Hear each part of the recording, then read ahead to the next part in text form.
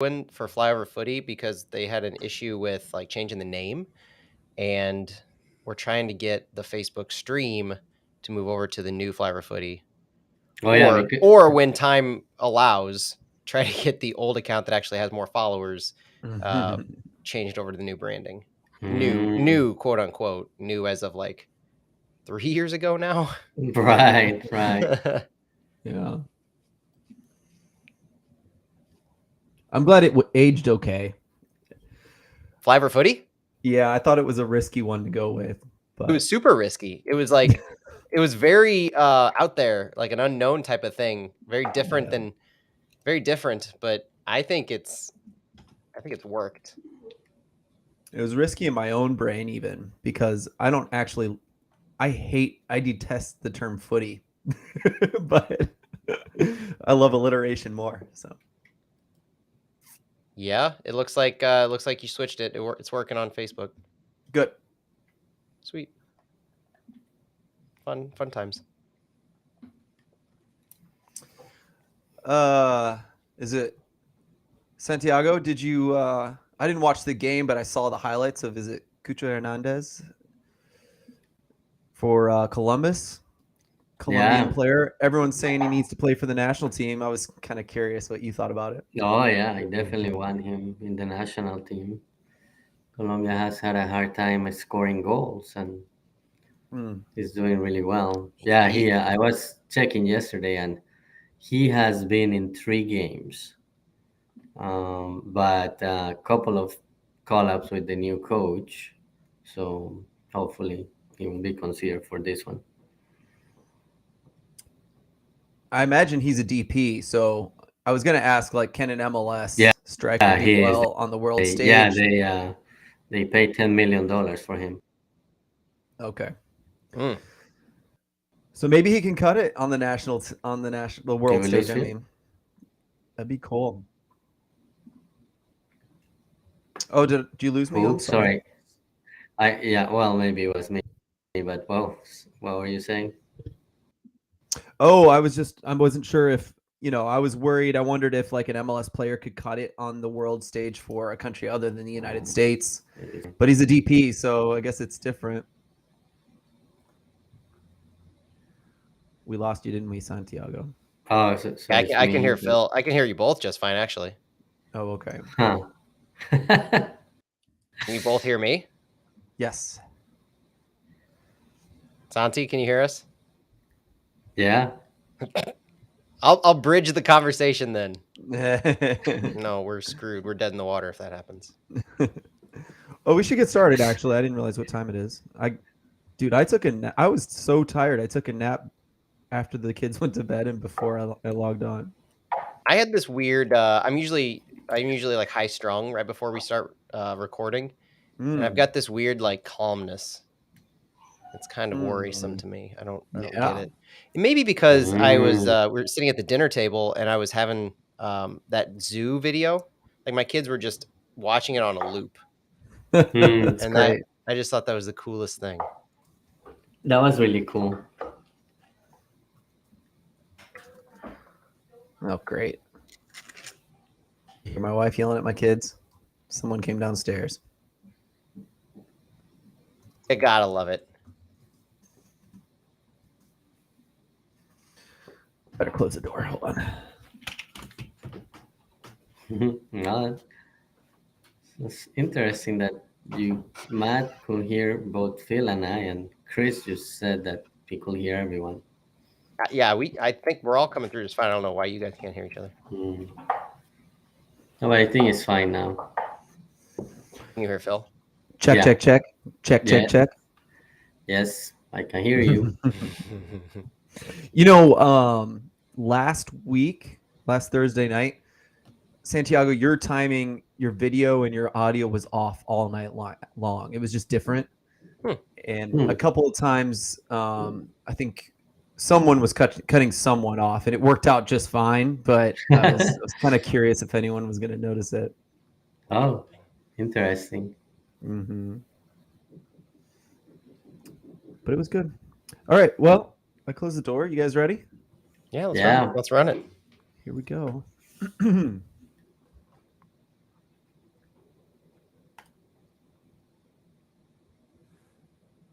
Welcome everyone to Flyover Footy. Welcome to the show on the Big 550 KTRS. It is going to be an interesting one. It's going to be a bit of a different show. I'm only going to say that once tonight. A little down in some ways for obvious reasons, but it's also game 2 in a 3-game series after playing Sporting Kansas City 3 times. I mean, it's strange, but I think there's plenty to talk about. We always have trouble fitting it into 45 minutes anyway because we enjoy this far too much. And luckily, I do have my friends here with me, Matt Baker, Santiago Beltran. Matt, let's start with you, man. How are you doing? Doing well. Looking forward to this weekend. I feel optimistic. I know there's been a lot of discussion this week. It's if there was ever a down week for us this year, it was this week, unfortunately, into the playoffs. But, I think it's trending in the right direction from what we're hearing during training. It's been a good week overall, and I'm ready to get back into it. I'm tired of the talk. I'm just ready to see another City game.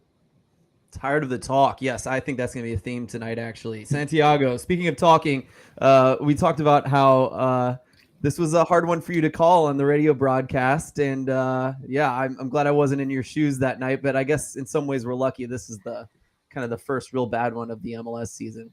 Yeah, it's been a long season, and yeah, like that one in MLS, also Club America, Leagues Cup. But yeah, you don't get games like that too often, at least with this team. So, but yeah, ready for Sunday. I'll be in Kansas City calling the game from there. So excited about some away playoff game live. So looking forward to it. Yeah, hopefully this is the last time you call a game and it's 4 Kansas City goals. Hopefully the first time ever or in the last time ever. But let's kind of dig into news and notes as we often do, like kind of get started on that kind of thing. So Matt, how are you, let's lead off with your newcomer story. I had a feeling you might want to lead off with this one. You were pretty upset about this situation. I mean, thankfully we don't have as much news, I guess, as last week. I felt last week it was just a nonstop barrage of things going on. This week it's been relatively quiet on the news front, but MLS has graced us with the first of their end-of-year awards, that being Newcomer of the Year, announced with Yurios Giakoumakis from Atlanta United winning MLS Newcomer of the Year for 2022. He was second in the Golden Boot race with 17 goals for Atlanta, so a very much deserved award for him. He was in contention with Edu Leuven and Lionel Messi, the 3 finalists. And it's the percentage of the votes that really got me, not necessarily the winner or anything like that. I'm a fan of Giakoumakis. I think he deserves it.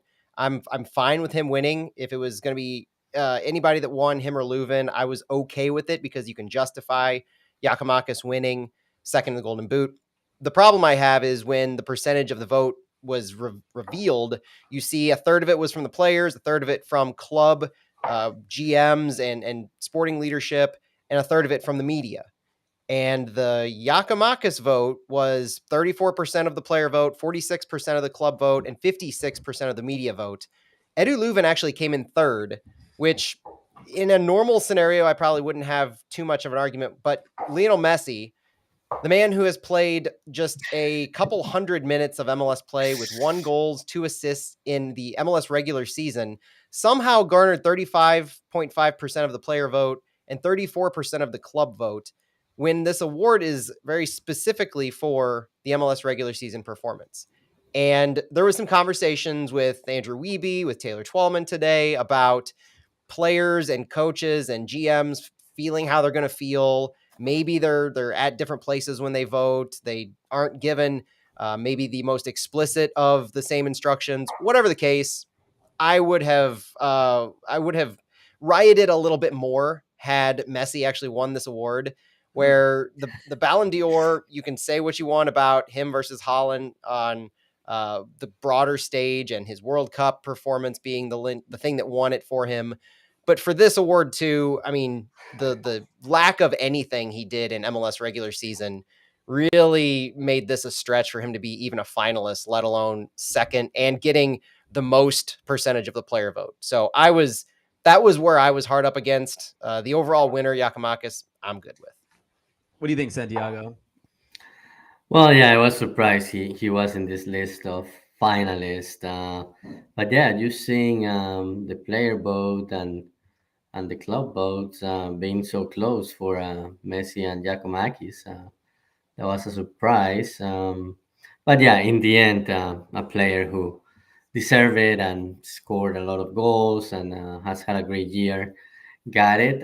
What I like about this announcement is that we will be able to see the breakdown of the votes and who was second, who was third. I remember I was asking about that in a previous podcast, and we weren't sure. So That is nice. So that's nice. I like this. So looking forward to seeing the rest. And Matt, you probably know this. Do they like stagger the announcements, like maybe one every day or something like that? I don't know about one every day, but I think they are going to be staggering them because the only dates that they've publicly released is about the best 11 and the referees, and those aren't going to be announced for a couple weeks.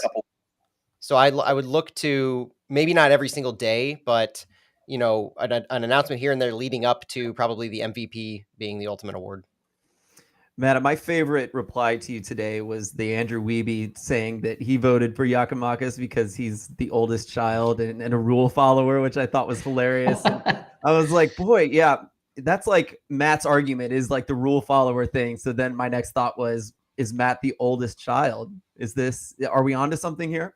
Yeah, that tracks. Okay, yeah, 100% tracks. I love it. That was a funny one from Andrew.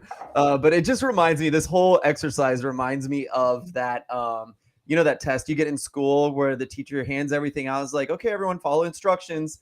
And you take this test. And I, of course, was the kid. Granted, I am the oldest as well. But of course, I want to finish as fast as I can. So I skip the directions. I do the whole test. And of course, the instructions say, don't do any question except the last one, and the last one says put your name on the top and turn it in. Have you guys ever gotten that test? Am I the only one? Is this like I've heard fables of it. I've heard like I've heard that kind of a test, but I've never experienced it. Because I'm the rule follower. I'm the one who reads the instructions. I will never be caught in that pitfall. So I wish you had taken that test, because then we could have really proven this point. But you know, I would just like to say about this that I think all of the players, the club vote, the media vote, I think a lot of them were more like me than they were like you, Matt. I don't think they paid attention to the instructions at all. They just voted with their hearts. And well, the players and clubs definitely, but yeah. at least the media only had 12% of vote to Messi. Yeah, so, but it's still 12%. Yeah. We did hear there was that one person last week on Flyover. We actually saw the Miami journalist, air quotes journalist, who had his impassioned speech on Twitter about why he voted for Messi, specifically detailing his performance in League's Cup and everything he meant to the league. And oh gosh, I just wanted to scratch my eyes out when I was reading that and seeing that side by side too. And so that explains why some media they completely ignored the instructions. Yeah, I think they skipped the instructions and just thought, oh, he had a great League's Cup. Let's put him here. Or they just saw the name and had to circle it. Yeah. I felt for you, Matt, though. I saw that announcement, and actually the first thing I saw was you tweeting about the announcement, and I thought that was appropriate. Sorry, man. This is life, but I am glad that Giacomakis got it, and I think it makes the most sense for the reasons you laid out there. And I was still disappointed that Leuven got such a low vote. But out of so many good players in MLS, and I know it's just the newcomers, I'm still proud to have him there. I think he deserved it and earned it as well. And the two things are Leuven missed time this year. And so when you're looking at Giacomakis being second in the Golden Boot, Leuven's stats would have been padded undoubtedly if he had played the entire season. And the impact that he would have had before Klaus, the way he was on that streak, I mean, he would have garnered more of the vote had he not missed time. And, you know, this is just one of the potentials for City. You know, we still have Carnell, we still have Berkey, we still have Parker. So we have a lot of the things that we were actually pitting. I think this was one of the longer shots that we thought anyway. Leuven and Parker were the longer shots. Looking to the likely ones, it's Berkey and Carnell. Yeah, and actually, speaking of that, I'm going to throw this in here, guys, because I know you saw it anyway. That Athletic article that was about rating the designated players in MLS and looking at their performance. Now, it was funny. They set it up in the tweet with a ranking system. I never saw a full ranking system, which is totally fine with me. I found it very interesting to see that if what they said in there was that if we ranked somewhere in the middle, I think, as far as Leuven and Klaus. And if you add in Berkey, because we're not sure whether Berkey's a DP or not for sure. But they claim he's not in the books this year as a DP. So okay, they're not counting him. Well, they said if you did count him on the G+ stat, which is goals added statistic, that we would blow everyone out of the water because of Berkey's addition there. And I thought that was a really cool thing to understand. And that's something, to be honest, I thought was going to help us in the playoffs more than the regular season. But so far, that's not true. But I think we can all agree that Berkey's been a massive asset for the team this year. Yeah. Another cool one, Matt, I saw this today as well. Warner Elementary School, Indiana Vasilev and John Bell showed up to a pep rally. I thought that was super cool. Yeah, one of the things last week that retrospectively that I saw a few comments on is that there were a lot of off the field activities that city players and everybody were involved in. That hindsight is 2020, but the thought is there's a lot of off the field activities. We're going to talk about Roman Berkey's comment from last week, but this is the only real, I guess, community involvement, getting out beyond training and really just having fun that the players did. And I felt it was a very good use of their time. I mean, you're getting involved with City Futures, with the youth, and Warner Elementary being in the St. Louis Public School District, it was a perfect spot for a pep rally to hype up kids, just garner support and get, everybody at that level excited for this upcoming match and all the watch parties that are going on. I thought it was cool that Indy and John Bell went out and did that. And if you're looking at the club, one of my favorite things about the club is garnering that community involvement and really trying to get the, get training for soccer out there for everybody. I thought it was a nice flag in the dirt about, going to a St. Louis City school and going to a place where we probably need to get more soccer in there if the kids are wanting it, at least providing it in a way that they can get to it. So I thought that was amazing as well, that if they're going to do one activity this week, that was what they chose. Very nice. Ultra Club watch parties, lots of them around, and I missed this, Matt. Is it true they're going to open up the Ultra Club? It's free tickets, but it's limited. I think tickets are sold out, and they sold out shortly after they went on sale, quote unquote. Free tickets, Ultra Club watch party. That is what the club is putting on for the second match. Sunday, November 5th. The doors open at 3:00 for that 4 p.m. kickoff. It joins watch parties that I know the Luligans are having one at second shift. The Punks and Santos are at the Armory. 9 Mile Garden is open for the family-friendly one as well. So the club opening Ultra Club for the free ticketed event. They're going to have food, drink specials, rally towels, giveaways. And if it follows on the footsteps of anything else that they've done at the Ultra Club for the watch parties, it'll just be a good, fun atmosphere. Absolutely. All right, guys, are you ready?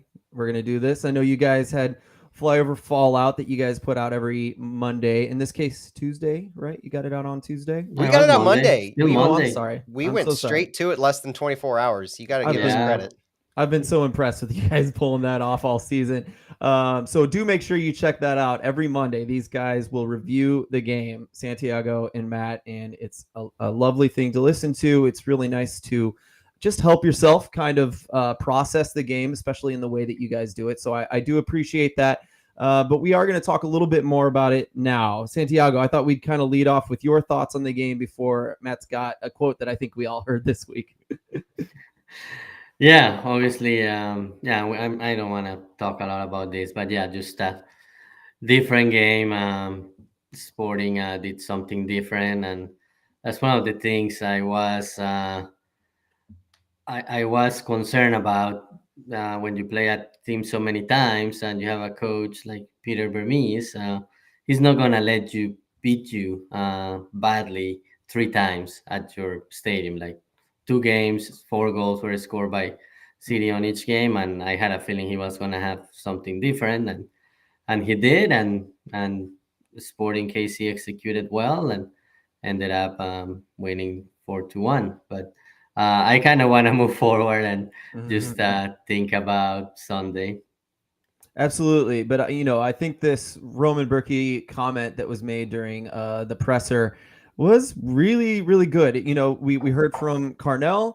We heard a lot of the coach kind of stuff. I want to say that I thought what he said was very classy. I thought, I don't know, I couldn't have asked for more from a coach about his perspective on losing in the way that happened and moving forward. I thought he said everything correctly, but it is still kind of coach speak, right? And Berkey has a way of cutting straight to the chase in a lot of ways, right? In a way that I really, really appreciate. Matt, you have, I'm sure, some thoughts on that as well. I felt like it was typical Roman Berkey captain speak. Yeah. I thought it was necessary. I thought that this is a team that has now lost 3 in a row and is on the brink of elimination after such a fantastic regular season. And to hear him come out and be brutally honest after clearly taking a moment to process the question that was asked about their preparation and training coming into the match. And I felt his quote was revealing in his willingness to hold people accountable for their actions in game and what could potentially lead up to that, because his experience in any type of competition gives him the knowledge in these lose and go home scenarios of, you can say MLS playoffs are different than what anybody's experienced, but how much different is it really than a cup game or a Champions League game where if you're in the knockout stages, you lose and you're done. I mean, that's what they're facing here. Game 1 put them on the back seat. They're now in trouble with their backs against the wall, but this is it. And his quote was, quote, "I was young too, and sometimes you think today, I don't feel really good, but it doesn't matter because the game's on Sunday and we still have time." Then after a game like this, you ask yourself, what's the reason? And sometimes that happened last week at the preparation for this game. And I'm sure that the guys will understand that's how you train and that's how you're going to play. The game is just the reward for the work you put in during the week to prepare yourself. It's difficult to change something on game day or during the game, how you're going to feel or how you're going to perform based on how you did in training. And you can, obviously, there's not a whole lot of alliteration needed for that. It's not exactly the most abstract thought of what he was getting to. And I made a comment earlier when we talked about Indy and John Bell going to the pep rally that maybe last week there were some distractions. And it was a celebration of sorts to be, going into the playoffs for the first time as an expansion team, having the number 1 seed. You're celebrating getting that far. But celebrating can only take you so far when you still have work ahead. And if you take your eye off the prize, if you get away from your principles, as Carnell and Klaus said today, then you're going to end up watching the rest of the tournament from your couch. And that's not something that City wants to be in a position to, because they don't want to be one of the best regular season teams. They want to be one of the best expansion teams. And that means going into the playoffs a little further, maybe not moving out of the first round even necessarily, but you can't be blown away 2 games in a row and still call yourself one of the best expansion teams of all time. I feel you would lose a lot of muster if that ends up being the case. And so this was Roman Berkey after the game holding his team accountable as they go into this week of training. Yeah, and I want to soften his comments just a little bit, just because I think it was honestly maybe the 3rd or 4th time I heard Berkey speak in person. He was saying something really similar to this, honestly. He was talking about how young some of these guys are and the work ethic is very different. I think we were asking what was difference between MLS and what his experience was with Dortmund, obviously. And it was the same exact comment, really. So This could just be an elite player knowing what a soccer team can train like, knowing what the best are like in training, the best of the best of the best, and him being in MLS and just noticing that difference. And maybe that's all it is. Or we could be taking it very seriously. I think City fans are taking this very seriously. So I just wanted to throw that option out there that this isn't something new from Berkey per se. But if we were to take it seriously, it could be that they're just worn out. And mentally, they're not able to keep up with the physical pace as well. So I don't know. There's a lot that could go into this. I'm trying not to overthink it. Yes, this is a podcast. This is a radio show that's going to talk about it and overthink about it. But the game is the decider, right? And so I'm just so freaking anxious to get this game started again and hopefully see a new team. Any other thoughts from you, Santiago, about this quote? No, obviously it's his perspective, and yeah, as Matt said, like last week, maybe there were too many distractions, events, media requests, content that the team wanted to put out there.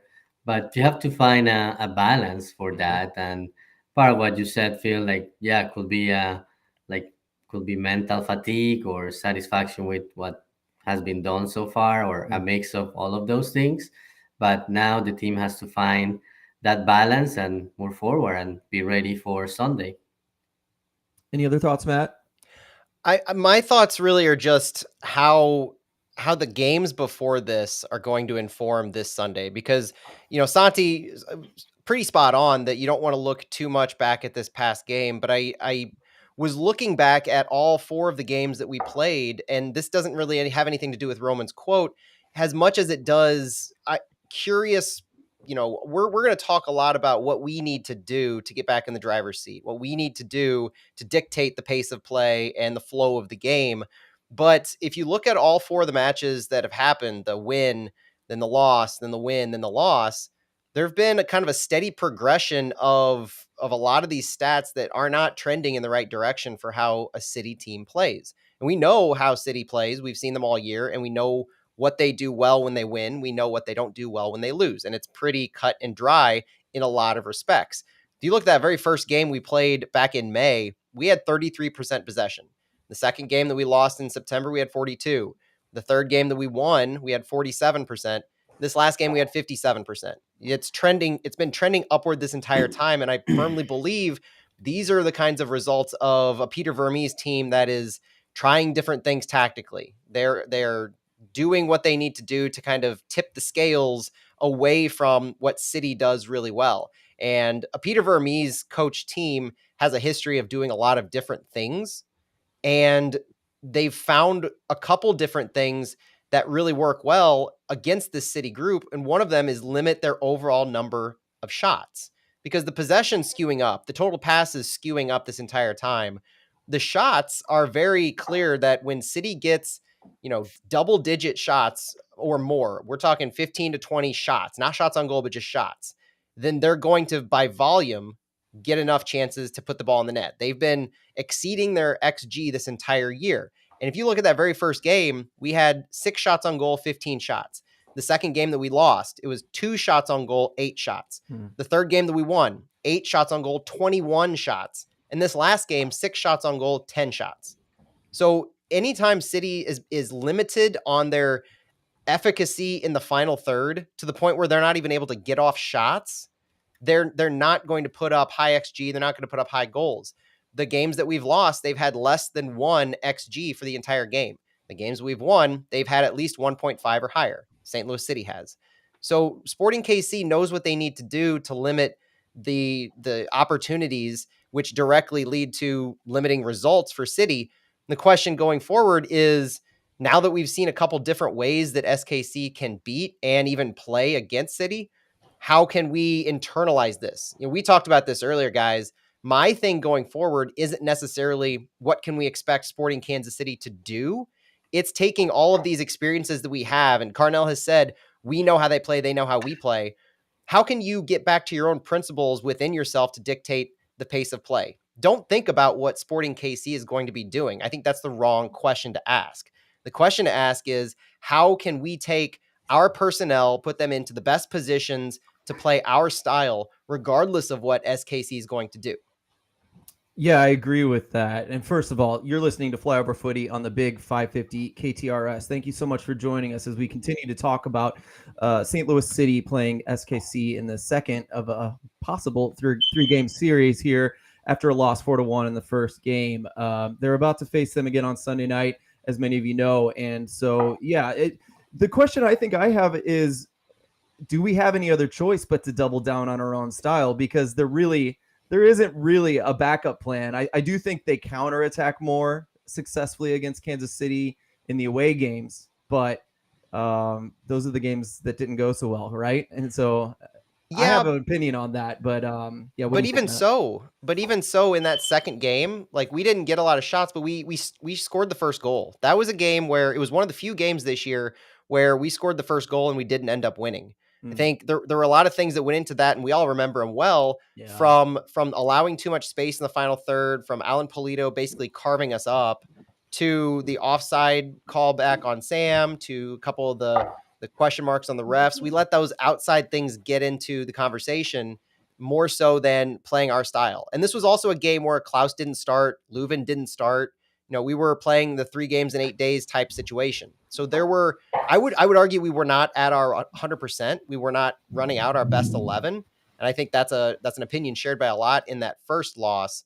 The second loss, I just think what ended up happening at home in the second loss too is there was no stretching the field. There was no width even to our passing network. We talked about it on Fallout that Jared Stroud out on the left side. I don't care what you say about Jared Stroud as a player. He was tucked in way too much that entire game. We had nothing working wide and high on our left side. And that's a place where Jake Davis can be exposed, and Sam Adeniran is adept at doing that kind of a thing, given these 1v1 scenarios. We're at our best when we stretch the field wide, we stretch the field high, and we get into 1v few scenarios. We let Sam do his work. We let Klaus win these 1v1 battles. And we provide enough space that our 1 or 2 attackers can work with, because they are very good at finishing once they get an opportunity with the ball. Yeah. Any thoughts on that, Santiago, as far as what you'd like to see from St. Louis and maybe what we saw versus Kansas City in past games? Yeah, no, definitely trying to impose its own style, regardless of what Sporting KC does. But one thing is you also have to try to adjust and balance. If 20 minutes go by and the game is still scoreless and Sporting KC is still inviting you to play instead of letting you use your best weapon, that is your style, you have to balance a little bit and see what you can do to build some plays and then counter press and start doing what your style is. But yeah, I think you have to find some balance if you are unable to score within those first 20-25 minutes. Yeah, I saw a tweet. I'm not finding it now because I really would like to give the guy credit who said it. But noticing that Kansas City would lose the ball. I think against St. Louis, every team has to plan on losing the ball at times based on their style of play. And instead of counter pressing immediately, which is something that KC is usually pretty rabid in doing, they would actually sit back, collect themselves, create another block and wait for St. Louis to dribble into it and lose it, which is kind of how it played out. And so, I look at that and I look at what Matt's saying, I do agree, Matt. I do think doubling down on the press, that being our best chances. And I think what you said about being able to be wide and counterattack against a few players, however it happens, the press seems to be the best way to do that, in my opinion. And I'll just mix that with another comment that a friend of mine said, saying that maybe Klaus as a lone striker with AZ below him is not the best way to press a team like Kansas City. Because I think based on, I've said it before, but based on this game, I was shocked how often Sporting Kansas City was able to escape the double team. And that's, always, I've said it way too many times. I apologize, but that's my biggest worry against a team like Kansas City. And so I don't know if that plays into what we talked about earlier. Is the team just tired? Were they lacking momentum and just, not pushing hard enough in the game, and KC was able to play through them more easily? Or are they just firing on all cylinders, that this is the kind of Kansas City team that we're going to see at the end of the season or when they're hot in the future? And so I guess I'm going to go into this more as we finish with the lineups, but I agree with you, Matt, to say that I think the only way to go at this is to double down on not letting them escape. And I'm just kind of curious how that'll play out, whether it's possible at this point against a team that is so adept at playing through a press or out of the back. Well, what they showed is they were very willing to send the ball long. They had the same number of completed long passes as us, but they had almost 20 more attempts. And so their way that they were beating our press is just to move the ball around, to send the ball and to just put it in positions that inherently beat the press, whether you were keeping control of the ball or not. They were very willing to just say, we're going to fight for aerial duels, and that's how we're beating your press. We're going to send it long, and you're going to have to win the ball. And more often than not, Kansas won the ball. They had more duels won than we did in that game by about 10 or 15. And if you're sporting KC and you're willing to do something like that, where you're not even needing to control the ball, you're just putting it up to 50-50s, you're confident in your players to win the ball in some of those dangerous positions. And that's where St. Louis was beat a whole lot, because picture guys like Klaus and AZ who are stretching the field to press.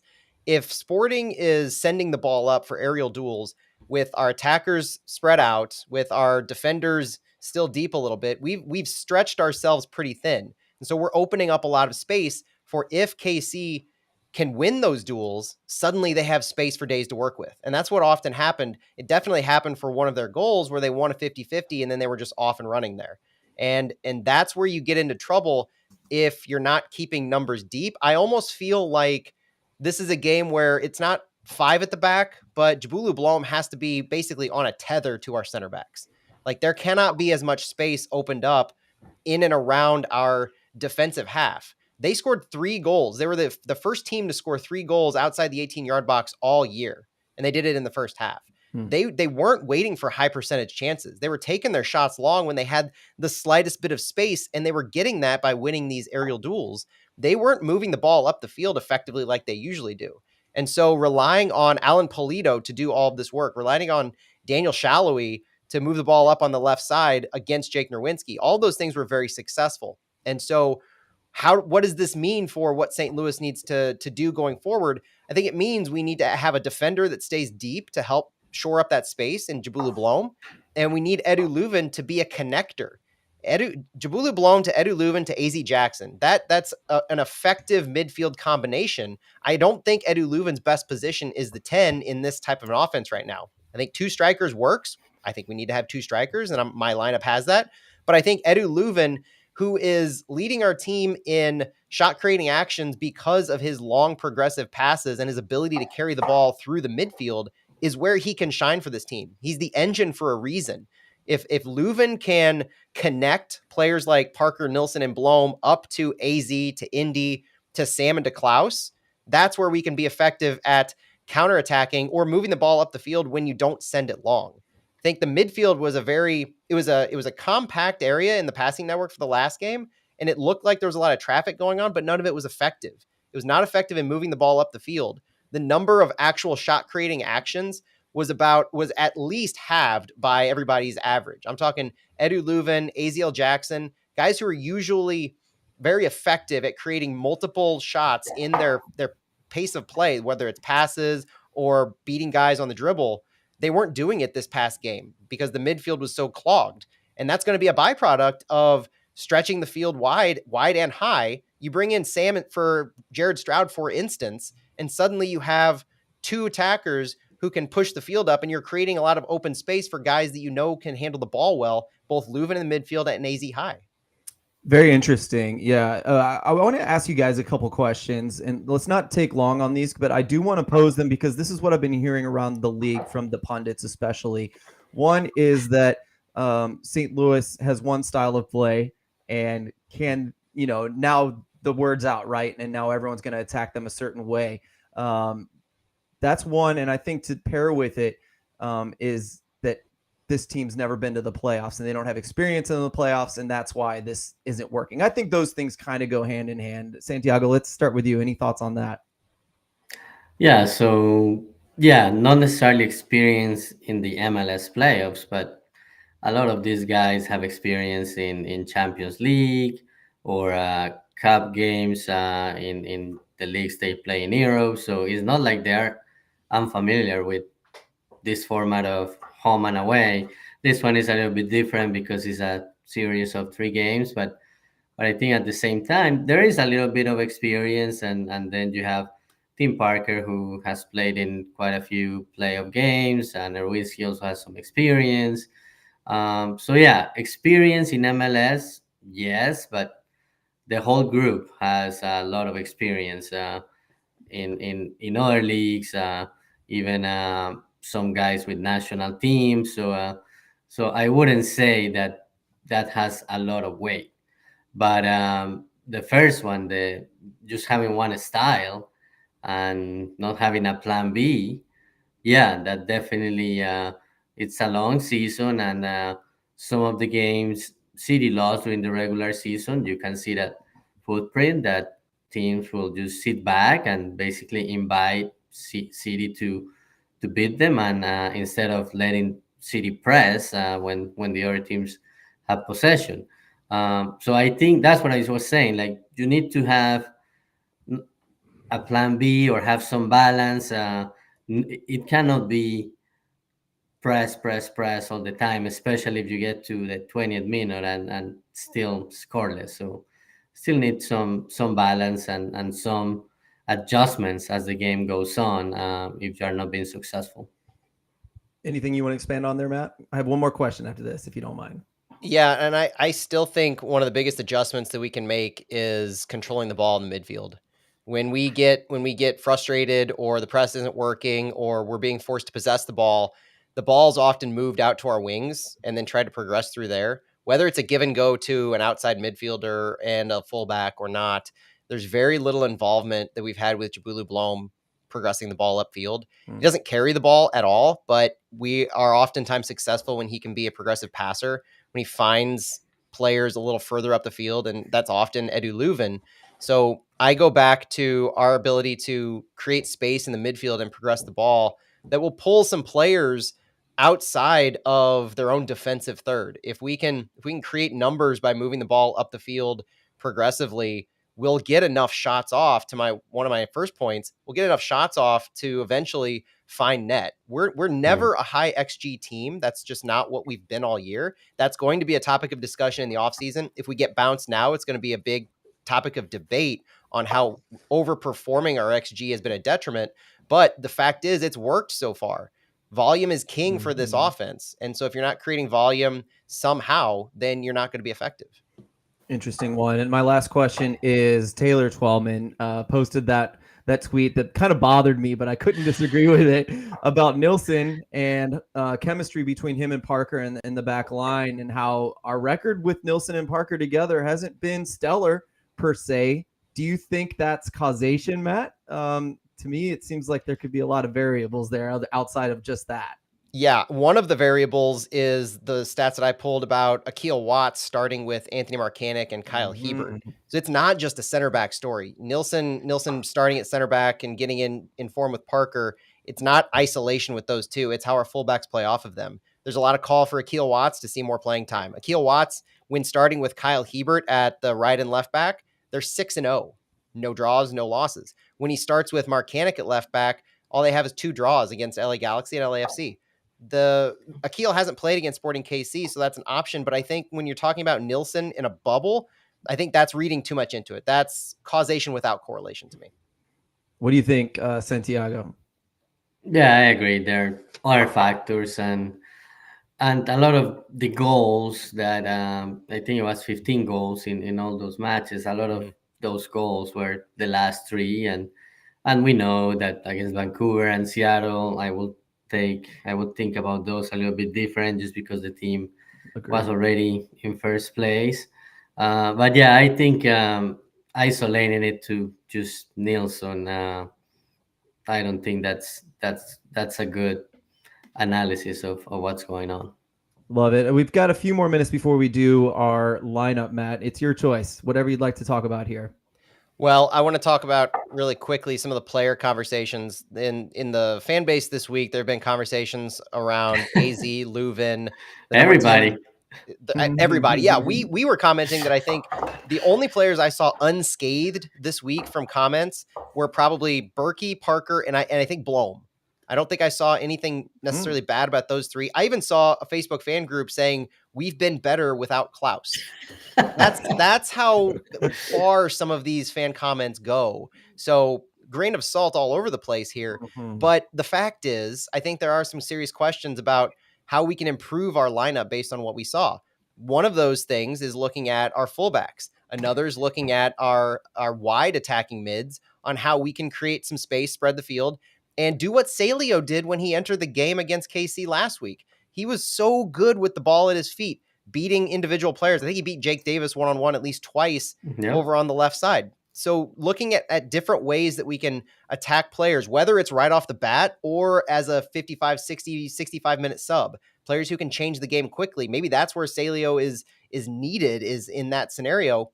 But to me, we're strongest with Edu Leuven in the midfield at the 8 alongside Jabulu Blom, given a little bit of freedom to roam around. We just need to be more clinical and effective in him progressing the ball. We've had a lot of really hard passes, a lot of missed opportunities where things just aren't as crisp as they usually were. And it starts there, but it also has to finish with our finishers. Klaus has to find net. Sam has to find net. And if you get enough shots off with these players, their form as strikers are going to lead to better shots over the course of the game. They just need those opportunities. Absolutely. Let's do it. Let's get into our lineups because I have a bit to say on this one. So I'm going to be honest with you. I'm giving myself some space to speak here. But Matt, I would love for you to lead us off with your prediction on the lineup and the score. Yeah, my lineup, I alluded to it. I've got Kyle Hebert back at left back, Joachim Nilsson, Tim Parker, and Akil Watts to finish our back line. Edu Leuven, the 8, Blom as the 6. I still have AZ Jackson and Indiana Vasilev as our attacking mids, Klaus and Sam up top. Whether it looks as a flat 4-4-2, which I think is the best for this group, maybe the dual 10 still with AZ and Indy pushing a little higher, or 4-2-2-2. I just want to see the field spread out a little bit more, and I want to see more room to work for Edu Leuven, all leading to what I'm going to go say as a 3-2 score, City winning. What do you think, Santiago? Yeah, so I also have some changes. I was thinking back when the team had losing streaks and always landed that game against San Jose when the team was in a 2-game losing streak and made wholesale changes and things worked perfectly. And then you discovered that AC Jackson what could be an asset for the team, and then he has been a regular starter. So yeah, I have a couple of changes. So I have Marcanic, Nilsson, Parker, then Akil Watts on the right side, Blom, Leuven, the way Matt was saying, more as a number 8 with more freedom to build plays and go on offense. Indy, AC, and one of my changes, and as Matt was saying, I was like, well, yeah, I guess we're onto something here. I will start Celio and then Klaus. Love it. I love the rant. It's not random. I love the mix of players that you guys have thrown out there because I like them all for different reasons. I'm with you, Matt. I want to see the 4-4-2 flat. I'm hard on wanting it to be flat, and I like everything you said. It's when I start questioning who should be in this next game, I start thinking of the attacking mids. The wingers rather. I'll just say, and then what 2 strikers? Obviously, basically, who's going to be alongside Klaus in this one? I'm good. I love the wingers you guys listed. I'm leaning towards Stroud and AZ, only because I think we need to quadruple down on the press. It's our main style of play, Matt. I know you just listed a bunch of ways that they can improve the midfield, who they can play through, and how playing through the middle. And I think if we start thinking about that, I do agree with you that those are our biggest weaknesses. But I don't think that's where we're going to win in the playoffs. We have a style of play, and we got to quadruple down on that press. We got to quadruple down on those double teams, and we cannot let SKC win those double teams. They can't let them escape. And so we just have to be rabid pressers in this one. We have to see what we saw from the beginning of the season. We have to see, I want to see a little bit of, I remember early in the season, in the preseason, we'd see these academy kids come on and just run their butts off, like crazy little rabbits going crazy at everybody. And I loved that. And I think we need to see that again in the playoffs, that we got to turn up the heat. SKC called our bluff and we got very embarrassed. And so I want to see 2 strikers because I do think that will help us double down, quadruple down on the press. Sam or Nico, I don't care. You can use them in different ways. And perhaps Sam is best to start. He had a lot of success against KC in the past, so I'm good with that. Do we use Indy, AZ, Stroud? Stroud and AZ, I think will press the best. I think Indy's the next in line there for the best pressing winger that we have. But I don't care. I just want them to go absolutely nuts pressing SKC, and I want to see early subs. I don't want to see late subs. I want to keep that energy up, and I want to just make sure that works. And KC doesn't have, we take away what they're good at, which is possession. passing out of the press. We can't let them do that, in my opinion. And so, one thing I want to add, I love the call out to sub early, and I think what I want to see Carnell do is take a breath and stay within himself, not play the game of Vermes. Don't try to counterattack what they're doing. Look at what you're doing, right or wrong yourself, and what you want to do better, and make your subs based on that. Don't go chasing SKC at all. And I also thinking about the fullbacks, Hebert and Watts. I don't care. We don't have to overthink that either, Matt. I think your stats are very, very convincing, and I could be sold very easily on that. But I don't think it's a big difference to put in Marcanic and Nerwinski. It's like plan A, plan B, and if we want to go wholesale change, I'm good with that. I'm good if they don't too. One of the things too, people talk about Akil Watts, myself included, as an attacking-minded right back. Same with Anthony Marcanic. We've seen very successful defensive work from Akil Watts. We think of him like an attacking one, which he does move high, but his defensive numbers are actually higher than Jake Nerwinski's as far as his tackles and interceptions per 90. I'm surprised because he's high, so maybe he's a good presser as well. 4.59 tackles and interceptions per 90 for Akil, 3.17 for Jake Nerwinski. Great stuff, Matt. Thanks for that. I apologize. I spoke a little bit too long here. 3-2. I agree with Matt. 3-2 St. Louis on this one. We got to win. We got to prove it. Are we these things that everyone thinks we are? Are we inexperienced in the playoffs? Has everyone figured us out? There's only one way to tell. That's the game we got coming up on Sunday, and I cannot wait. I hope we prove them all wrong. And if we don't, I think, next season I'm going to be saying the exact same thing because anything's possible. We've seen this team do crazy things this season. Yeah. As tired as we are about talking about SKC, I hope that we're still talking about them next week as opposed to looking to the offseason. Yeah, next Thursday, hopefully. And guys, I didn't give my prediction. I have 2-1. Okay, love it. Love it. Good stuff. All right, thank you so much, guys. Thank you to the listeners listening here. Flyover Footy on the big 550 KTRS. Good luck to City on Sunday. Bye-bye.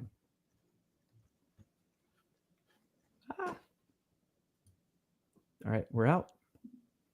Good one, guys. That was way too long, but what are they going to do? Yeah. Talk our pay? Right. That'll be a negotiating tactic in the offseason. There you go. Yeah, we promise not to go over. There you go. You're going to grease the pocketbooks. I'll be more inclined. That's right. I'll be right back. Be right back. Yeah. So guys, I'm out. I'm still recovering from Sunday. That's fair. And I need to rest. So I'm out for the fallout. All right. Wind down yourself. For the wind down, sorry. Yeah. Yeah. Thanks, Sandy. Get some rest. Thanks, guys. Get some rest and be excited for the weekend. You got a lot of St. Louis goals to call. Yeah. I'll be ready. See you guys. Bye. See you, Santi. Phil and I will be right back.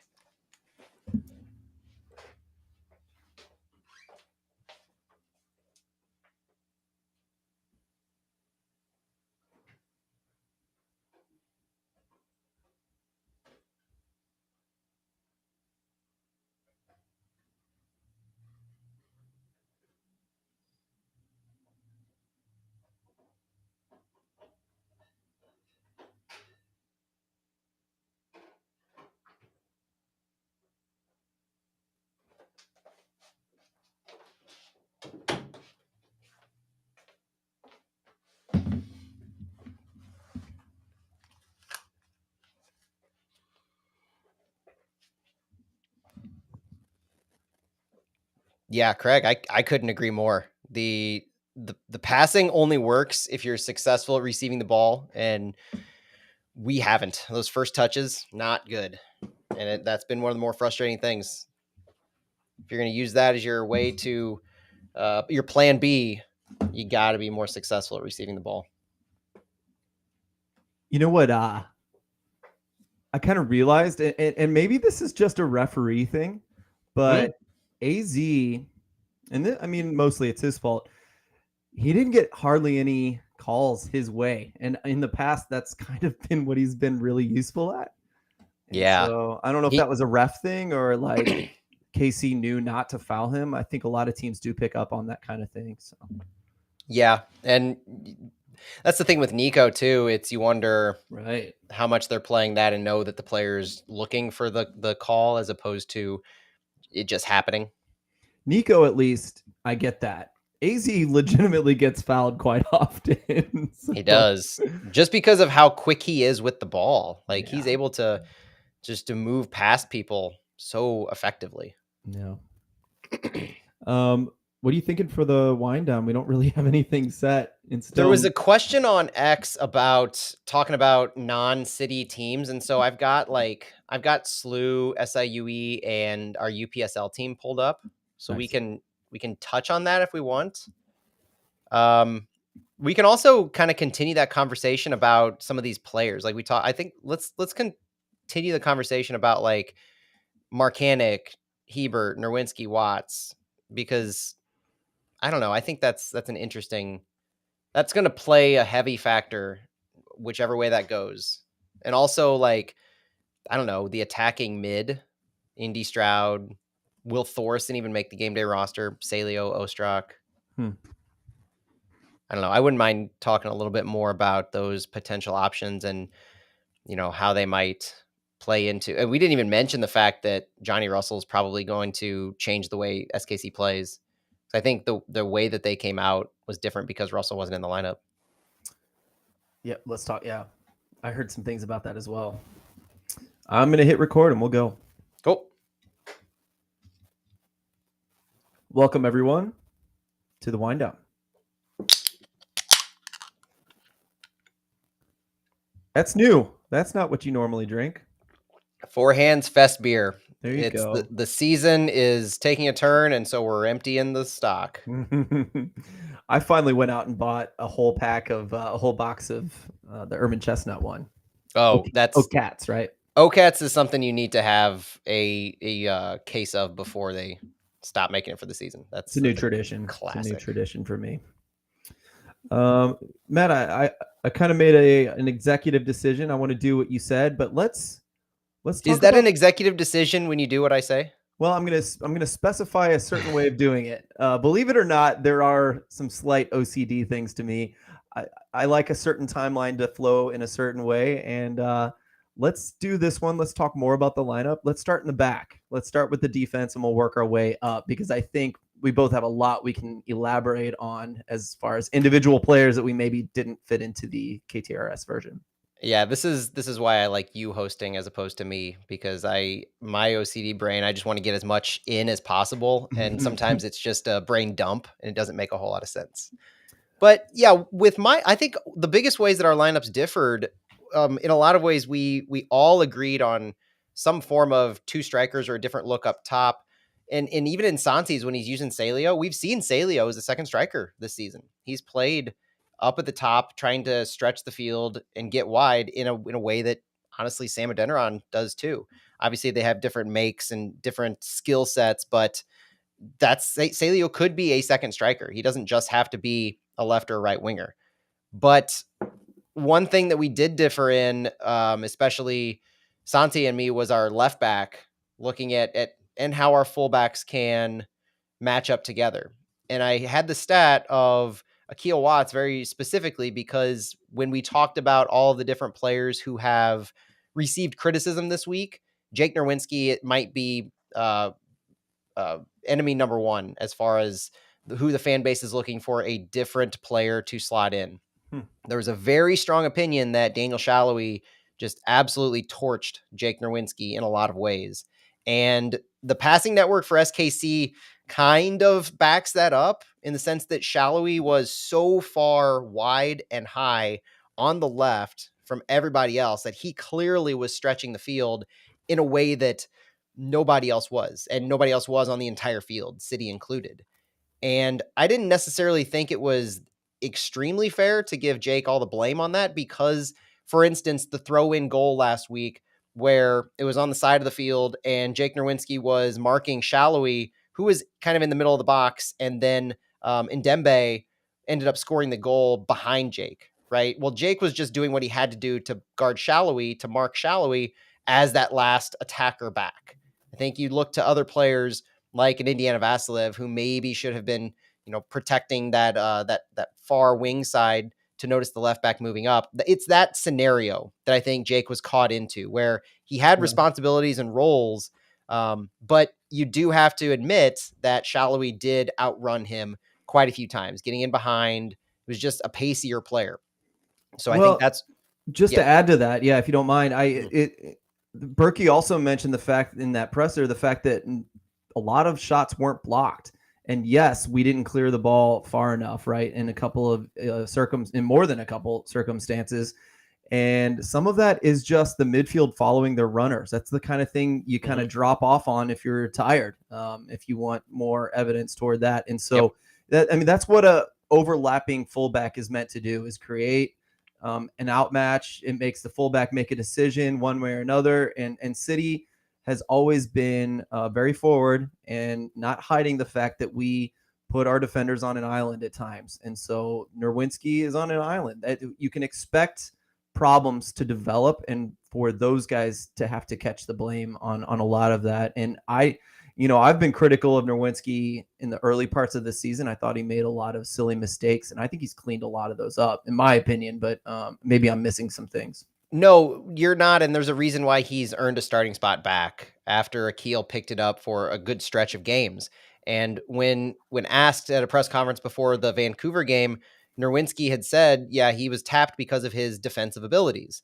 And what I think he means in that regard is the thing that we've noticed this entire season is when you have one of your fullbacks, we refer to him as attacking minded, and one defensive minded, it plays out in that asymmetrical shift where if you have Marcanic, Nilsson, Parker, and Nerwinski, then when you're pushing the ball up the field more times than not, it's Marcanic making that run. We've seen him work well with Edu Leuven and with like a Jared Stroud off on the left side, or a Sam on the left side pushing high. And so you're getting numbers high because you're pushing your left fullback up there, where Nerwinski drops back into a right center back role. And so when we're pushing the ball up and attacking, you look back at where our defenders are, and it looks like we have a 3 center back look going, and Marcanic turns into a wing back. When we are resetting defensively, Marcanic will drop back. And the same thing happens vice versa when Hebert is in at left back and Akil Watts is in at right back. We tend to shift more towards the right, and Akil will be the one to push up.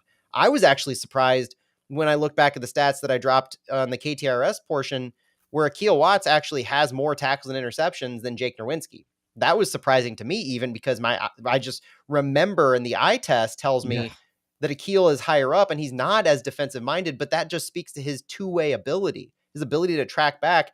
And like he said earlier in the year, when I asked him, how does he know where he needs to position himself, being that, because that, just think about how difficult that is from a mindset perspective on your responsibilities to push high on the right side, to be part of the offense in carrying the ball up. Sometimes it takes you to the end line on the attacking side, but your responsibility is also on maybe a left winger or a left midfielder to make sure that they can't get in behind you. How do you know where to be if you're trying to push the ball up to make sure that you're not losing anybody? And his answer was simply looking over his shoulder, just glancing back. And he's proven to be very adept at doing that. And so I trust that if he's in on the right side, he's capable of tracking back. And I don't have that worry. We've seen it play out a few times. That's one reason I think that it would provide a different shape, because he wouldn't be that player that drops back in that 3 center back when we're on attack. He would be pushing high.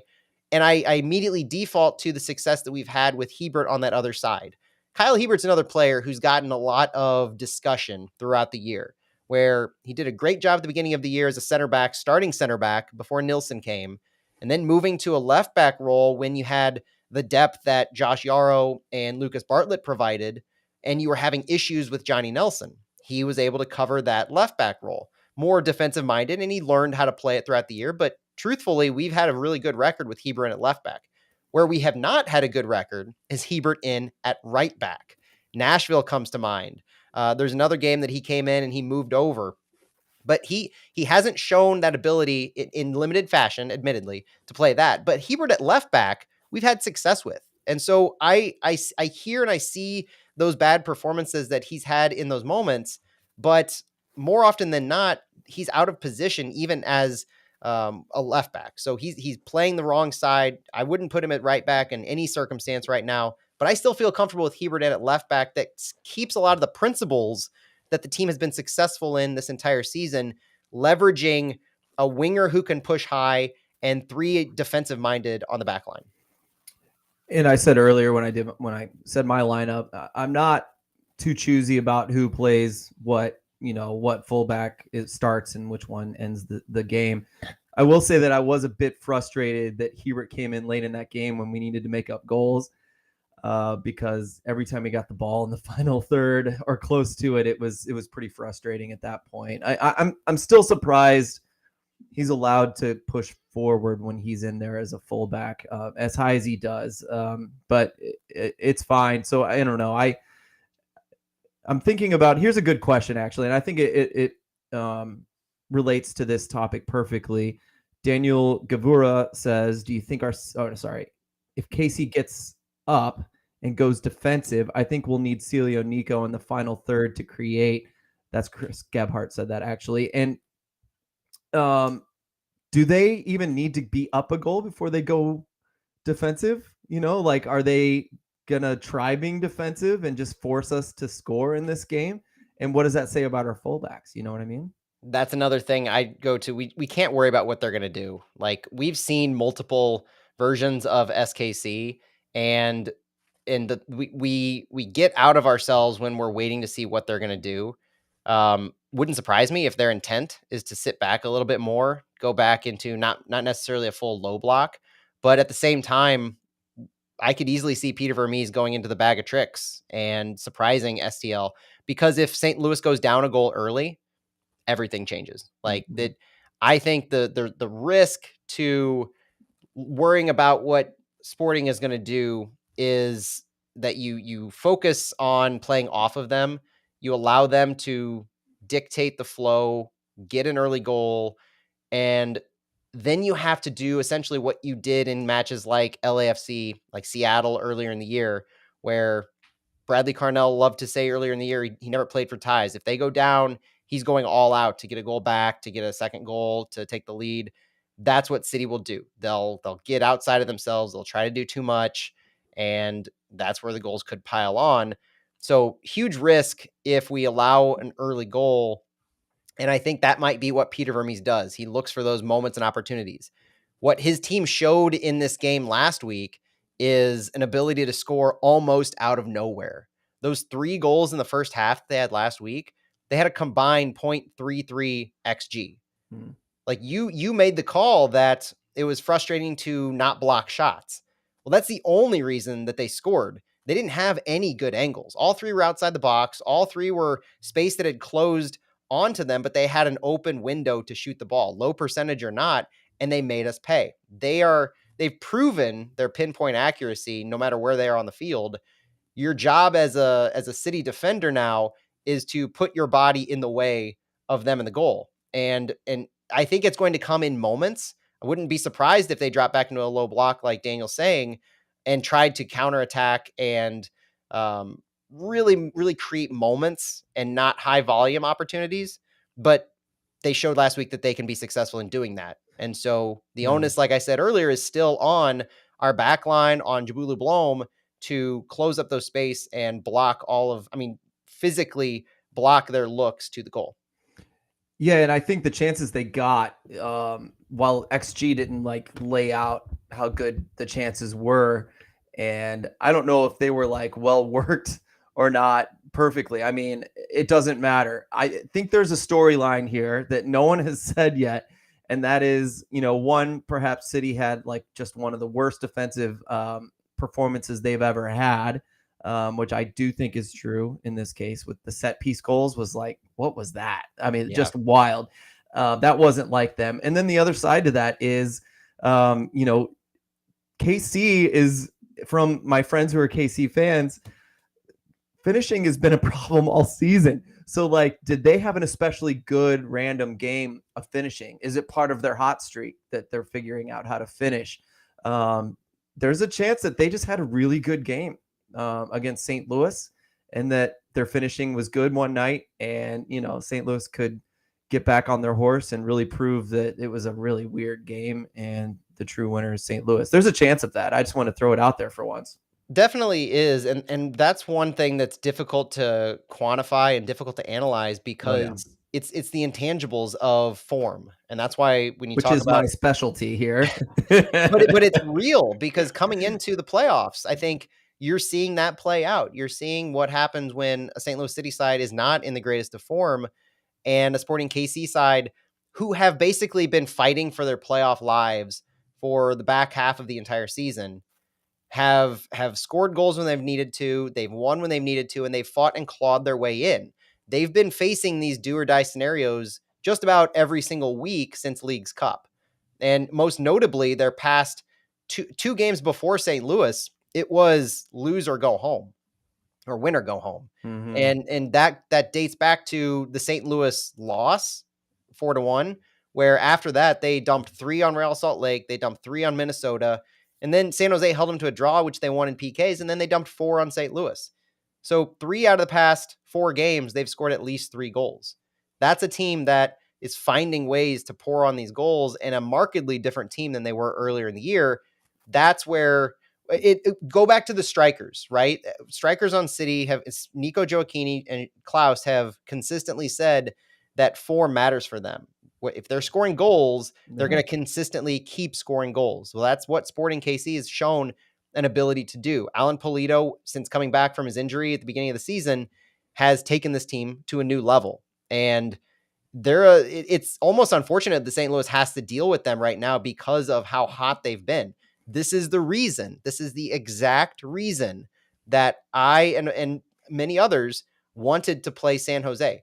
Do I think that we're outmatched on every turn? Absolutely not. We spent the entire first half of the pod saying what we need to do to win. And I firmly believe that we have the ability to beat SKC like we've done twice in the regular season. But it would have been an easier path, I think, to victory with San Jose. Completely agree. I wouldn't have been nearly as worried, and I think they would have performed better in the first game, just by nature of the type of team. Completely agree. Let's move forward a little bit here. Let's talk about Leuven and Blom. We all pretty much agreed that needs to be the double pivot there. Yeah. And just the one thing I wanted to say is that, you look at how St. Louis sets up with the 3 in the back when attacking, looking like 3 center backs. Blom is also like the backup plan if they catch you on the counter against that attacking left wing if it's Markanich. Yep. Markanich right wing if it's Watts. And so, Blom is a massive piece in that. Matt, you were talking about wanting to play through the middle a little bit more. What are your thoughts on their importance here? Well, Blom's importance defensively is almost taken for granted at this point. Like we're obviously a different team when he's in the lineup, and we're a different team. I'm so sorry. I'm going to mute myself. You keep going. It sounded like a fire alarm. It was. I better check it out. Blom's impact to this team almost goes taken for granted because we're a different team with Blom in the lineup versus not. The way that he impacts the game, both defensively and those 1v1s against a number 10 from the other team, like a Gadi Kinda or an Eric Tommy, is so vitally important. And the way that he can cover spaces for the defense when we drop back into that 3 center back type look, when we're pushing the ball up, that's how we can prevent ourselves from getting caught in the counter, is by having Blom drop back and help out. What Blom does as far as progressing the ball up, though, is more act as a traditional pivot. He doesn't progress the ball up himself. He's middling in our team in his progressive carries, but he's one of the higher players in the team in number of progressive passes. And I think especially earlier in the season, maybe just right after Leagues Cup, we saw a very successful Jabulu Blom when he progresses the ball up with his passes. He makes some long passes, and it's being able to read the field on where our players are for those. Because there's a comment in chat that Craig was saying that it seemed like our passes were kind of just off a little bit, and we're kind of harder to connect. Our touch has been off as a whole team. And that starts with a Tim Parker, Joachim Nilsson, and Jabulu Blom when they're progressing the ball up. Through the outside, through our wings, there is a little bit more space. And so I believe there's a little bit more opportunity for error. When you're receiving the ball, you have a little more space to work with. But when you're in the midfield, if you're going to progress the ball through the midfield, you're going to have to deal with a clogged space. And so quick, tight touches, those long progressive passes are dangerous in and of themselves.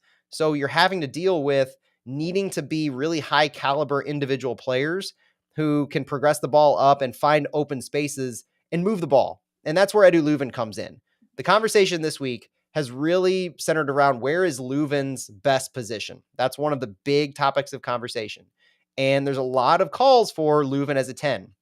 I don't know if that's coming from EAFC or not, because to be quite honest, the new game, Edu Leuven, he kills MLS opposition as a 10. So if you're looking for an A lineup for City and EAFC, Leuven at the 10 is it. But here in the real world, I would argue that Leuven, like I said earlier, better at the 8, better at progressing the ball up, either passing or carrying the ball, and then giving service to some of those outside wings, to AZ Jackson, moving the ball from the defensive third where Blom lives to the attacking third. And the amount of service that Leuven gives into the attacking third, into the area around the penalty box, is where his biggest asset to us can be, besides set pieces. If he can deliver the ball to AZ Jackson or deliver the ball straight through to a Klaus or a Sam, then he's done his job. I would love Leuven to get shots off after shots, because he's a bullseye. He's deadly aim accurate, but he's so good with the ball at his feet to delivering service to others. And that's where the stat of Edu before AZ having 8 points, 5 goals, 3 assists. And then since AZ has really taken a starting job with the San Jose Earthquake game, 1 goal, 7 assists. So he's been providing a whole lot more service, a whole lot more opportunities to others, but we've still remained consistent on the number of goals scored, 16 goals versus 14. He is not the problem in our ability to score goals when he plays the 8. It's really interesting to me.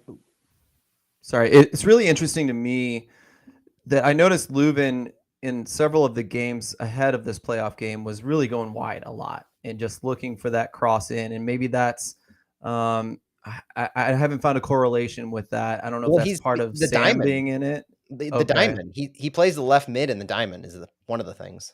No, it was before that even. Even maybe they were in the diamond and I just didn't realize it actually. But I don't know. I think if we see Nico out there, he probably won't be going wide very often. But I do have a feeling that if Sam and Klaus are in there, that I think he's going to go wide a lot and look for a cross in. And if KC is compact and defending well and letting St. Louis own the ball, like, I do think he's going to go. I think that's going to be our best option, is to go wide in possession and lump it in with those 2 big guys in there. And I just hope that we're not going to be talking about this a lot, because I think if this is what St. Louis has to rely on, it's going to be a pretty rough game. Personally, I don't know. Well, and I would love that idea, and I think it can mix well with a lot of what I've been saying about moving the ball through the midfield, if that's what we need to do. Because if you're having Blom as the pivot, find Leuven as the outlet, Leuven has options if we start pushing high on both wings. Part of the beauty of Leuven centrally is his ability to see the field and find the open man on both sides. You're not pigeonholing him to just the left side, as successful or not as he is with Marcanic in that overlapping run. I think having Leuven be more of that field general who can see the entirety and deliver the ball to an AZ Jackson or an Indiana Vassilev, Jared Stroud, or even higher up on the field to Sam if he makes a wide left run, or over the top to Klaus. Like, if you're able to create space for Leuven to work, then wherever he delivers the ball, it can generate some of those crosses. Klaus thrives on crosses. His ability to find space in seemingly nothing is tremendous. The amount of crosses that we generated against SKC last week was not great. Most of them were by Jared Stroud, and most of them were blocked. Edu Leuven only generated 3 crosses. Celio Pompeu generated 3 crosses in his few minutes of work, 11 minutes last week. That's one of the things that he can do as a sub, is continue on that work that maybe an AZ or a Stroud or a Vassilev does. So I personally would love to see Celio be one of our first subs off the bench, because I know how he can impact the game for a prolonged period of time.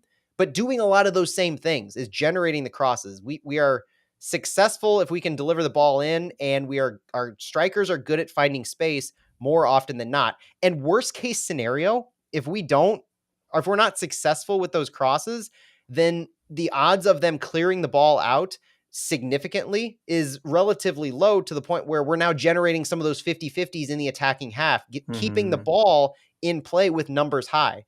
The problem is when they're able to get the ball out and we lose some of those aerial duels, then we're in trouble. Then we're on the counterattack and they're on the fast break. But we have to be a little more clinical in winning some of those 50-50s high, generating crosses. The combination of successful attempts after the crosses and keeping the ball in play in that attacking third, that's going to lead to a lot of goals. Let's talk about our wingers. I kind of said, I'd like to see Stroud in there because I think of his pressing ability. I think he's our best. Yep. I don't know, between AZ and Indy, like is AZ tired? Is he going to have a tough game after this last one? It is getting late in the season. He is young. Maybe Indy's going to be more informed, but he's had that injury recently. AZ only played 58 minutes last week. Indy played 79. Stroud played the full 90. So of any player, I would look to Stroud. This is one of the few times he's actually played the full 90. Most of the time, he's one of the first or second subs out. Yeah. He goes so hard. Like Jared Stroud is a polarizing figure in the St. Louis City fan base because he's got such a hard work rate. He's that blue collar player that you think you would love as a St. Louisan, but at the same time, he's not the most crisp with his passing. He doesn't generate the highest percentage shots. He's not the flashiest of players, but he gets the job done where it needs to be done in the pressing, like you said. He connects the ball up an awful lot. I think I said he led the team with crosses in 6 last week. So whatever he does, wherever he is on the field, he's at least putting the ball or attempting to put the ball where it needs to be. One of those crosses was incredible. And with his left foot, it was almost a goal. Yeah. Jared Stroud, I've been called a Jared Stroud apologist a few times this season because I'm a fan of his style of play, and I think it's led to a lot of the successes that we've had. And there is a reason, believe it or not, that Carnell keeps going back to him in the starting 11. He's consistent. Agreed. And he works in this system. This is the system that he was built for and that he thrives in. Knowing that he went full 90 last week, though, is the only thing that gives me pause. Otherwise, I would be entirely fine with Indy or Stroud or AZ, 2 of the 3 in those wide mid roles. And I think that provides a pretty fun buffer for subbing. We know that Carnell loves to sub as attackers. And so obviously I think that both of our wide mids are going to be candidates for subbing in the second half. Celio Pompeu, Tomas Ostrak, Indy Vassilev, Jared Stroud, those 4 can kind of man that area if they need to. And then you have Nico, Sam, and Klaus. I'm comfortable with any single one of them in the roles that they need to be. But the one thing I don't want to see, and I've seen calls for this too throughout the week, is I don't want to see Nico wide. Nico Gioacchini does not play well as a wide midfielder. Well, we haven't asked him to do it this year, hardly at all. So why start now? That'd be silly. That's the other thing is you don't want to get too fancy. You don't want to go beyond things that you're not used to and you haven't had success with. It would be very, very cute. And we all know how I feel about that. Yes. And Nico played with Orlando City as a wide midfielder and he didn't like it. He's been very honest this year about how they didn't use him correctly in his strengths. And I think that would be a huge miss to play him out wide. No. Underneath is probably where he plays best. Underneath Klaus, that's where he had a lot of success. Not necessarily as a 10, but playing off of Klaus, holding the line. So that could be a different look to what Sam provides in the first half, and whether you want to say first or second. But I look to Celio Pompeu, honestly, as a potential X factor in the second half if he's brought in early enough. What do you think about him, the shot from Santi about him starting? I wouldn't mind it. I would champion that lineup. You know, I love to find reasons to cheer our starting 11, no matter what it ends up being. That's just what I do. It's a good way to put it. I like it. No, I didn't mean that negative. I'm sorry. That came out wrong. No, I like it. I agree with you. Yes. It is. Oh, I appreciate that. But I do think that, no, it was nicer than what a lot of people say to me sometimes. But I would like it because of what we saw in that 11 minutes. The fact that he had the second most crosses in the game after just 11 minutes in the game. He was beating players 1v1. I don't look for him to go the full 90. Why would you? No. But in the same sense that you like what Stroud offers, you like what Celio offers with his quickness and his ability to control the ball. I think there was a stat, and I don't have it in front of me, but he leads the league in one of those categories about carries, I think distance carried with the ball or something like that per game. But he's very, very strong with the ball at his feet. And so as a winger, he can provide a little bit of progressive carries that we don't normally see out of our wingers. We don't normally see the ball being moved from, let's say, midfield or the third of the attacking half down to the end line on the far wings. We don't see that often. And in fact, St. Louis doesn't control a lot of possession down those areas, but that's something Salio can provide, especially down the left side where most of the season St. Louis hasn't done well in maintaining the ball in those wing areas. Salio could do it. And whether you talk about starting the game, whether you talk about a second half sub, I'd be a fan either way of what he could bring and the different look that it would provide, especially what we ran last week. For some reason, Celio's, the things that you said are good about Celio. For some reason, they don't translate terribly well when he's started in the past. But everything else you said, I agree with you. I do hope I think he will definitely come in as a sub. And I want to see both wingers subbed out early. I said I don't want to wait too long for the subs in this one. I want both wingers out early. It's what's happened most of the season, and I think it benefits the way we play, how much we ask those guys to run. It needs to be intense the entire game, even if someone subs out at the half. Isn't it funny how we haven't even mentioned PKs as a factor in how much the dynamics change in how we're approaching this game? Last week, we talked about... I mean, it's a loss, right? Exactly. I mean, unless... Yes, thank you. Yeah. You're totally right. I just find it funny that we're talking about subbing early, subbing often, and the thought of PKs really should not enter the equation. That's my point, is that At this point in time, your back's against the wall. You need to win in regulation. You don't leave this to chance. You don't put Carnell's comment that he made Thursday of Tim Melia has to lose a shootout at some point. When he was on Morning Footy, he said that. And you don't want to put that to the test at all. You don't want to leave it like that he said that. Well, you don't want to leave it to that kind of chance. Like, no. I would not want to face, I don't want to face Tim Melia in general, let alone at Children's Mercy. And so the idea being, you do what you need to, playing within yourself, subbing when you need to, based off your own tactics. Yeah. You shouldn't be chasing the opposition. If we're watching the game on Sunday and it gets to the second half, 60, 65 minutes, and we're saying, oh, St. Louis needs to sub to better handle SKC, ... That's already a recipe for disaster. We need to be talking about the game. The game's a stalemate, or St. Louis we're up 2 goals and it looks like we're lagging in this area. So we need to change things up. We need to bring on a Salio or an Ostrak or a Vasilev, and we need to reinforce this spot. Like, staying within what St. Louis is doing, talking about us versus them, is going to lead to a lot more success. Oh my goodness, I hit the wrong button. It's not a big deal. The last thing I think we should talk about, I don't think it's much of a conversation. Obviously Klaus is going to start. Like, what do we think about the difference in the game between Nico and Sam?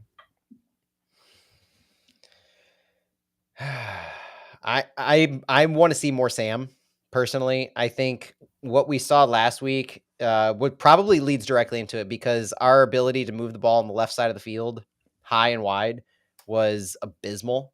Jared Stroud did a good job in what he did, but he tucked in way too often, and he was oftentimes not that outlet presence that we need on the left.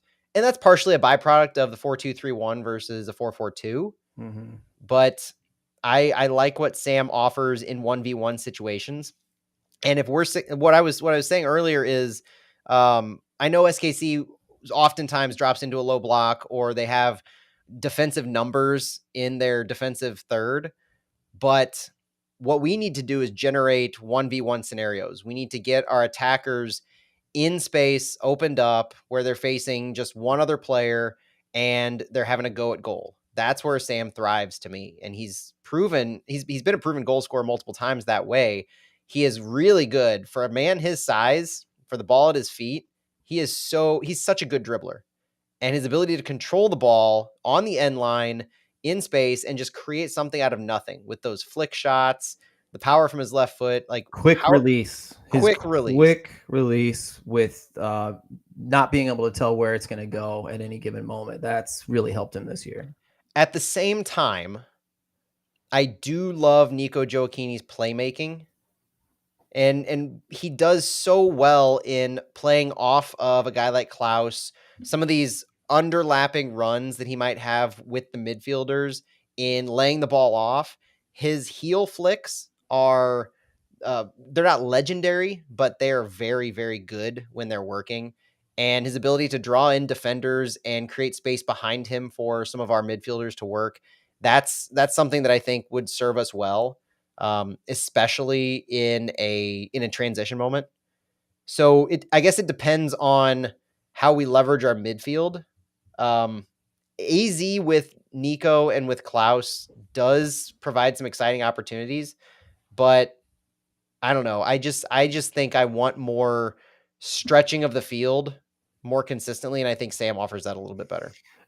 Chris Gebhardt said exactly that. He said in the SKC San Jose game when Cade Cowell came on, it was like that speed and physicality that really gave them a lot of problems, and that's what Sam provides. Now, Nico does provide, a similar speed, but it's different than the Cade Cowell type of speed. I think my favorite thing about Nico is that he's just such a maverick, and in a playoff kind of a game, I think you bring him in because you just don't know. He could create something out of absolutely nothing, and you never know when that's going to come. And I think that's just like a perfect super sub kind of a play there. I will say, however, that I think Nico is our best pressing striker. So again, if you want to just really focus on aggression, on getting a turnover high in the third, or just like I said, keeping SKC from escaping those double teams, I think Nico's going to be the one that's most likely going to make that happen over Sam. Although Sam is the one that kind of gets those free passes for some reason in the final third. So I could be wrong about that. No, that's a good shout, because I do agree that if you're looking at it from a pressing perspective, Nico makes a lot of sense. He is a very good striking presser at the striker position, and he puts pressure all the way to the keeper consistently. Like, Nico Gioacchini knows how to read when to press. I think that's one of his best strengths that goes unnoticed, is his ability to read when to push. Those push points that Carnell says is we're not an all-out pressing team. We don't press at every single possible opportunity, but we're when we were at our best, we're smart about knowing when to push. And I think that's what Nico offers. He's good at creating pressure when it will best benefit the team and putting the ball handler in some very uncomfortable positions. Even if he doesn't generate a turnover at the point of press, what he does is he forces some very bad passes or suboptimal passes, to borrow a Men in Blazers quote, for what the defenders will be doing, whether it's the keeper or the back line. When Nico presses, the ball's often sent long, and it's often left up to a 50-50. So if we start Nico, that's a whole lot of what he can provide, and what we should look for is a much more short up pressing, and that will lead to a lot of those 50-50 opportunities in midfield. Yeah, and I think part of what makes him good at that is I don't know if it's like soccer IQ per se, but he has this like veteran savviness, and seems to be able to picture the entire field and kind of what to do at any given moment during the game as it plays out in real time. So just good stuff about Nico. I do feel bad for the guy because, man, like what the season wouldn't have happened without him, and he just hasn't gotten a lot of minutes in the last part of the season. I don't know. I just feel bad for him. I feel like he deserved better, but the competition's been pretty fierce up there. So it has, and the fact that with Klaus back, whenever we do go to a 4-2-3-1, he's not going to be the option up there. Right. It's going to be Klaus, and so him not seeing a lot of opportunities to start lately has been unfortunate, especially in some of these bigger scenarios. Like, he started 3 of the past 5 games, but we're talking Vancouver and Seattle being 2 of those. And I look at those 2 more as, of any match this year, throwaway games. And Klaus even alluded to that, where he gave some quotes today referencing their form leading up to SKC and how Vancouver and Seattle, they had already wrapped things up. Read between the lines what you will, but it really seemed like there was pulling the foot off of the gas at the end of this regular season because of that. And that may be part of why, not to go out on a tangent, but part of why they've had trouble picking it up in these first match, hopefully not the second, against SKC. Nico does seem to have fallen a little bit back in the depth chart. Now, hopefully we do go back to a 2-striker formation, and this will be our first glimpse again of where the hierarchy lies. If you go 2 strikers, the second striker is going to be that preferred option.